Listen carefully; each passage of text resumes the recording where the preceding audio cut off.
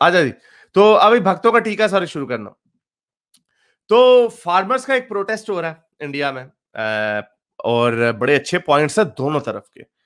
मैं बिल्कुल इस चीज को नहीं कहूंगा कि मैं एक्सपर्ट हूं, मैं बिल्कुल ये नहीं कहूंगा कि फार्मर्स ठीक है या मोदी सरकार ठीक है, क्योंकि मैं इस चीज का एक्सपर्ट नहीं। मैंने दोनों तरफ के आर्गुमेंट सुने। फॉर एग्जांपल, वो कहते हैं ये कॉर्पोरेटाइजेशन होगी, इससे जो किसान है उनको फायदा होगा, उनको अपनी प्रोड्यूस का उनको इनाम मुआवजा अच्छा मिलेगा, और इकोनॉमिक एक्टिविटी ज्यादा अच्छी तरीके से ट्रांसपेरेंसी के साथ होगी। दैट्स नंबर वन जो प्रो है। लेकिन और एक बहुत बड़ा प्रो पॉइंट ये है कि बाकी इंडिया के फार्मर्स को तकलीफ नहीं है, सिर्फ पंजाब के फार्मर्स को क्यों तकलीफ है? That's a good point. I don't know. लेकिन on the other side, Punjab के लोग जो हैं, पंजाब के फार्मर्स ही सिर्फ छलांगे मारे, लेकिन उन्होंने क्या पॉइंट्स दिए? एपीएमसी एक कोई चीज होती थी आपकी जो 60s में, मुझे उसका नाम भूल गया, वो मंडियां थी, मंडियां जहां पे तजार जो बड़ा फैक्ट्री वाला होता था वो आपकी प्रोड्यूस किसानों से लेता था, वो वहां पे मंडी के अंदर ही ऑपरेट करता था, वहां पे टैक्स भी दिया जाता था, और एक श्योरिटी थी कि इतने पैसों में इससे नीचे नहीं जाएगी। यानी किसान एक तरीके का सेफ गार्डेड था। ये अंडर ओल्ड वर्ल्ड सिस्टम था। अब इन्होंने ये कहा कि आप जो है किसान जो है मंडी से बाहर भी बेच सकते हो, उसको टैक्स भी नहीं देना पड़ेगा। तो जाहिर बात है, मैं मंडी में क्यों बेचूंगा, मैं मंडी से बाहर बेचूंगा। लेकिन अब मंडी से बाहर बेचूंगा तो ज्यादा कॉम्पेटिटिव हो जाएगा, ज्यादा कंपेटिटिव। अब मंडी के अंदर बैठा किन्नू माल्टे 200 रुपए दर्जन बेच रहा, अब बाहर से कोई और आया, फार्मर आया, वो उधर बेच रहे हैं 100 रुपए के, फैक्ट्री वाला कहता नहीं 80 में बेचो मुझे। सो ओके, वो भी कहता है चलो मैंने अभी मेरी जाया हो जाएगी, मैंने बेचनी। So that's there world. वो कह रहे हैं कि इससे एक तो अनफेयर कंपटीशन होगा और हमें नुकसान होगा, ये फार्मर्स कह रहे हैं, पंजाब के फार्मर्स। अब मैं, लेकिन आपको जैसे मैंने आपको बताया, मैं इसका एक्सपर्ट नहीं हूं, मैं नहीं कह सकता कि कौन सी साइड सही है, रियल वर्ल्ड में क्या इंपैक्ट होगा। लेकिन हैविंग सेड दैट, कुछ केस स्टडीज हैं जो हमने देखा, और मैं आपको सबसे बड़ी एग्जांपल उसकी ऑस्ट्रेलिया की एक एनेक्डोटल एविडेंस आपको दूंगा, और इस तरह के बहुत सारे फार्मर्स ने ऑस्ट्रेलिया में बड़ी खुदकुशियां की हैं। अमेरिका में फार्मर्स के ऊपर उन बड़े डिप्रेशन में गए। एक इधर केस हुआ था ऑस्ट्रेलिया में, एक बड़ा मशहूर अखबार में गया था, एक फार्मर ने धमकी दी थी कि उसने उस डिप्रेशन की, मेरे ख्याल डिप्रेशन में गया, पता नहीं उसने सुसाइड की धमकी दी थी नहीं दी थी, लेकिन वो बड़ी इमोशनल उसकी न्यूज रिपोर्ट थी। वो कहता है मिनिमम वेज जो ऑस्ट्रेलिया में है वो 18 के $19 पर आवर है, फार्मर को सिर्फ $2.5 पर आवर मिल रहे हैं, क्योंकि जो बड़ी कंपनियां जो कॉर्पोरेट्स हैं उन्होंने ऐसी प्राइस गाउजिंग की है दूध की कि वो सस्टेनेबल ही नहीं है। उसकी मैं आपको एक मिसाल देता हूं। कोल्स और वूलवर्थ ऑस्ट्रेलिया की बहुत बड़ी कॉर्पोरेशन है, ग्रोसरी स्टोर्स हैं, जिधर जिधर भी आप जाएंगे ना, आपको या तो कोल्स मिलेगा या आपको वूलवर्थ मिलेगा। दोनों ने, कोल्स ने पहले फैसला किया कि हमने 2 लीटर की जो दूध की बोतल है हमने $2 में देनी है। अच्छा, उन्होंने कहा $2 में देते हैं। उनकी देखा देखी वूलवर्थ को भी सस्ती करनी पड़ी $2 की, दोनों ने कर ली, ठीक है, दोनों का अपना दूध का ब्रांड। पिसा कौन? जो किसान थे, इन्होंने कहा भाई हमने तुम्हें इससे $1 या $1.25 से ज्यादा हमने तुम्हें नहीं देना दूध का। जो किसान $3 कमा रहे थे वो नहीं। आज अब आप कहेंगे यार competition, free world, free market, capitalist world, ऐसे ही है, ओके। लेकिन इसमें इसको भी इंश्योर करने के लिए उन्होंने बनाया होता कि हमने प्राइस फिक्सिंग नहीं करने देनी, जो कि इधर प्राइस फिक्सिंग नहीं हुई, वो पेट्रोल स्टेशंस में होती रही है, लेकिन उसके उसी की वजह से उन्होंने प्राइस फिक्स। लेकिन मैं आपको ये बता रहा हूं कि ये वो लेसन था कि इस तरह अगर आप कॉर्पोरेट वर्ल्ड को इतना फ्री रन दे देंगे और उनको मंडी के या कुछ मिनिमम जो जॉब्स हैं, सॉरी मिनिमम रेट्स जो हैं उनको उसके पाबंद नहीं करते, फ्री फॉर ऑल हो जाता, तो उसमें किसान एक्सप्लॉइट हो सकते हैं। आई नो कि ये भी लोग कह रहे हैं कि नहीं, मिनिमम जो उनका रेट होगा वो सेट किया जाएगा, एटसेट्रा एटसेट्रा। अगेन मैं फिर आपको बता रहा हूं, मैं एक्सपर्ट नहीं। मेरा पॉइंट ये है, जो मुझे असल प्रॉब्लम है, जो मुझे ये सारा प्रॉब्लम देख के लगा, मुझे किसान सही कह रहा है या मोदी जी की सरकार सही कह रही है, मोस्टली को जितनी बातें मैंने आपके सामने रखी है, मुझे 100% यकीन है मोस्टली भक्तों को भी नहीं पता होंगी या दूसरे तरफ के लोगों को भी नहीं पता होंगे। पॉइंट ये कि लोग खड़े हो जाते हैं, भाई हम तो बीजेपी की साइड में, चाहे वो जो मर्जी करें, दूसरी तरफ वाले वो हम दूसरी तरफ। अब प्रोपेगेंडा चल रहा है, सेलिब्रिटीज आ गए, चलो जरा मजे वाली पहले बात कर ले। तो इसी चक्कर में रियाना जो है, रिहाना नहीं है उसका नाम, पता चला भक्त सर्च कर रहे हैं गूगल में कि रिहाना मुसलमान तो नहीं है, ये रियाना है, रियाना। ये एज जो है ये साइलेंट है, ये रिहाना नहीं है। तो अच्छा, तो ये रियाना सिंगर है। इसने कहा कि why aren't we talking about this, तो उसने वैसे ही कहा, अब वो वेस्टर्न औरत है, उसको वो ह्यूमन राइट्स के एंगल से देखते हैं। ये भक्त हर तरीके से होता है कि या तो हमारी तारीफ करो या चुप कर जाओ। वो शक्तिमान जो है, वो भी अजीब आप लोगों ने म्यूजियम में रखा हुआ है ड्रामा। वो कहता है इंटरनल मैटर्स में बात ना करो, इंटरनल मैटर तुम्हारे घर का है, ये कुछ चार दीवारी, ये कंट्री की बात हो रही है, ये दुनिया एक ग्लोबल विलेज है।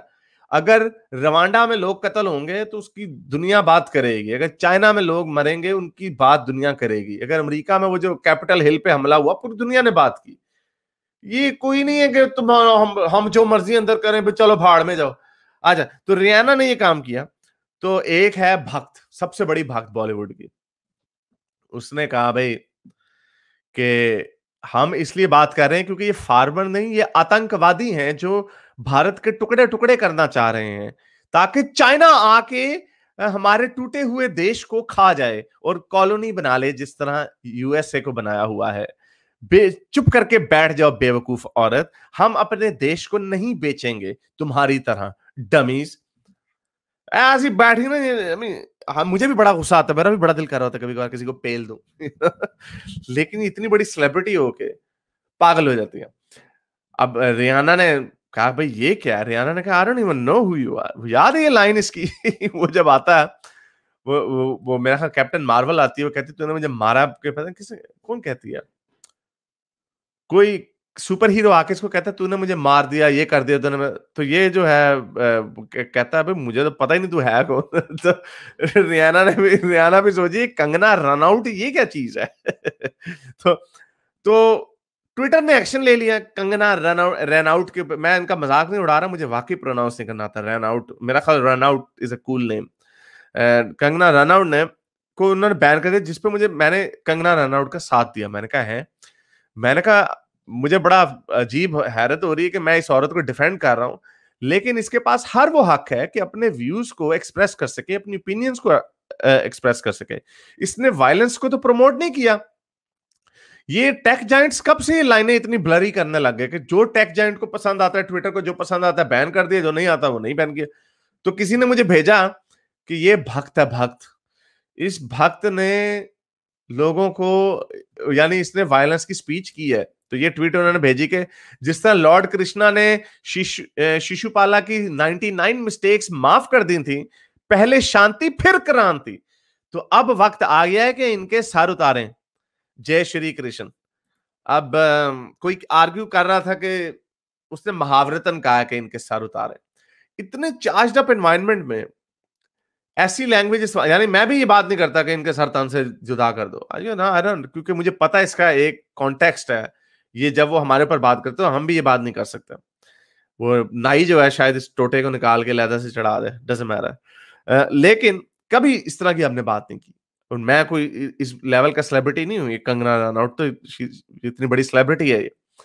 तो खैर ये इसने, फिर मैंने कहा भाई अच्छा भाई आई एम सॉरी, मुझे अपना ये जो है ना ये तो भक्त निकली, मुझे ये मैं अपना वापस लेता हूँ, अपनी सपोर्ट जो मैंने इसको दी है मैं अपनी वो सपोर्ट वापस लेता हूँ। तो ये भक्तों ने शोर मचाया हुआ, लेकिन ये बात यहाँ पे खत्म नहीं हुई। एक तो उसने किया, रियाना ने, रीरी ने, उसको रीरी उसका निकनेम है, you can stand under my umbrella एला एला, दैट्स ये उसका बड़ा मशहूर गाना। अच्छा, तो ग्रेटा थुनबर्ग ने, खैर जो एनवायरमेंटलिस्ट है, उसने भी कह दिया कि मैं फार्मरों के साथ खड़ी हूं, मैं उनके पीसफुल प्रोटेस्ट का साथ देती हूँ, कोई भी हेट। अब इसके ऊपर भी कोई एफआईआर दर्ज होगी। वो दिल्ली पुलिस ने कहा नहीं, इनके ऊपर स्पेसिफिकली नहीं हुई, नामालूम अफराद के पीछे, जो नामालूम लोग हैं, अननोन लोग, उनके खिलाफ हुई है कि ये इंडिया के खिलाफ साजिश हो रही है। तो उसके जवाब में से कहा कि I still stand with farmers. तो ये उसकी मेन उसकी ट्वीट थी, we stand in solidarity with farmers protest in India. अब इसमें किसी ने ये तो नहीं कहा कि आपकी जो बिल है फार्मर्स का वो गलत है। मैंने भी नहीं ये बात की, किसी ने भी नहीं ये बात की, क्योंकि कोई भी एक्सपर्ट नहीं है। आप लोग दूसरे के एंगल से इस तरह नहीं समझते कि जब कैपिटल हिल पे हमला हुआ तो सेन लोगों ने एक ही बात की, सेन लोगों ने, भक्तों ने नहीं, सेन जो अक्ल वाले लोग हैं पूरी दुनिया के लोगों ने, उन्होंने यही बात की कि ये डेमोक्रेसी का घर है, इसके ऊपर हमला नहीं किया जा सकता, हम डेमोक्रेसी के साथ खड़े हैं। किसी ने कहा इंटरनल मैटर है, किसी ने कहा ओ अमेरिका को तोड़ने की साजिश हो रही है, ओ पागल हो गए। नहीं, कुछ ये एक लॉजिकल बात है। फार्मर्स जो है, may be you can disagree with them, जो ये रीरी और रियाना और ये जो ग्रेटा थनबर्ग है या मिया खलीफा जो ये है, उन्होंने, इन सारी ख्वातीन ने, इन्होंने ये कहा कि हम प्रोटेस्ट कर रहे हैं, हम उनके साथ खड़े हैं।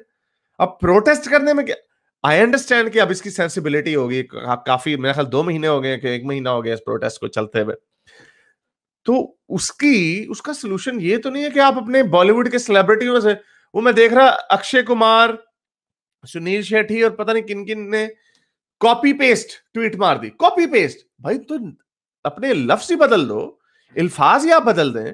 उन्होंने अल्फाज भी नहीं अपने बदले, कॉपी पेस्ट। साफ पता चल रहा है ये इनको फीड आ रही है कि इसको भाई ये टेक्स्ट मैसेज भेजा है, इसको कॉपी करके सर पेस्ट कर दें, वरना यू नो हु नोस, ऐसे कोई ट्विटर आपकी ऑफिशियल स्टेटमेंट है तो इतनी आपको मुसीबत पड़ गई, you know this doesn't send a good signal. भागते जितनी मर्जी छलांगे मार लें, ये हो गया वो हो गया, ये सारे ड्रामे कर रहे हैं वगैरह, ऐसे से यू माइट बी राइट। मैं आपका एक्सपर्ट नहीं हूं और ये ग्रेटा थनबर्ग वगैरह कोई भी नहीं है, लेकिन हमें ये यूनिवर्सल रूल है कि प्रोटेस्ट अगर कोई करता है, हम प्रोटेस्टर्स को अपोज नहीं कर सकते अनलेस उनको कोई वायलेंट हो। अब ड्रामेबाजी हो रही है, ये इसके अंदर खालिस्तानी घुसे हुए, वो बेचारों ने तिरंगे लहराए हैं। इंडिया का सबसे लंबा तिरंगा उन्होंने चलाया, किसी ने, मीडिया ने नहीं दिखाया, बाद में दिखाया लेफ्ट लीनिंग मीडिया ने, लेकिन भक्तों को कोई मुसीबत नहीं पड़ी हुई थी। ये कह रहे हैं खालिस्तानी है, वो कह रहे हैं ये प्राउड इंडियन है, हम, हमें भारत माता की जय हो। अब ये क्या बात हुई कि हर बंदे को सबूत देना पड़े अपने भारतीय होने का? क्या उन्हें पाकिस्तान मुर्दाबाद का नारा लगाएंगे फिर आप मानेंगे? तब भी नहीं मानेंगे वैसे आप। तो ये अनफॉर्चुनेटली ड्रामेबाजियां होती हैं, इनको ये फिर मैं फिर आपको कह रहा हूं कि I am not taking a position कि फार्मर की लीगैलिटी जो पॉइंट्स हैं वो ज्यादा बेहतर हैं या मोदी सरकार के हैं, लेकिन आपको उनके ये जो मसले हैं उनको आपको बैठ के उनके साथ हल करना पड़ेगा। और अगर वो नहीं मानते तो यू हैव टू, सरकार का काम ही ये होता है। सरकार अब क्या उनको कहेगी हाँ भाई हमने तुम्हें वही बिल देना जो तुम्हें पसंद नहीं है, या आप खुद इसको फ्लेम्स को फैन कर रहे हैं? नहीं होता और ये भागते जो भक्त पागल हुए, भक्तों का भक्त उसकी आग फोटो लगा रहे ग्रेटा थुनबर्ग की, ये देखो भक्त, वो मौलवी लग रहा है। अगर इसके माथे पे वो ना लगा होता है ये जो सैफरॉन तिलक है, ये ना होता, लगता मौलवी है, मौलवी भागता मौलवी। ये देखो उसको रीरी की, वो मौलवी साहब, पंडित जी इसकी पंडित जी है, तेरी रियाना तेरी भी फोटो साड़ी है। और एंड में बेचारी मियां खलीफा को कह दिया मियां खलीफा रिगेन्स कॉन्शियसनेस। अब इसका जुगत का मुझे मतलब नहीं समझ आया। ये मौलवी जो है ना, पंडित मौलवी, सैफरॉन मौलवी, कोई हाल नहीं लोगों का, कोई हाल नहीं। और यार ये सारी कंस्पिरेसी थ्योरियां, ग्रेटा एक्सपोज आफ्टर, मैंने देखी हैं आपकी सारी। रियाना को पैसे मिले हैं ट्वीट डालने के।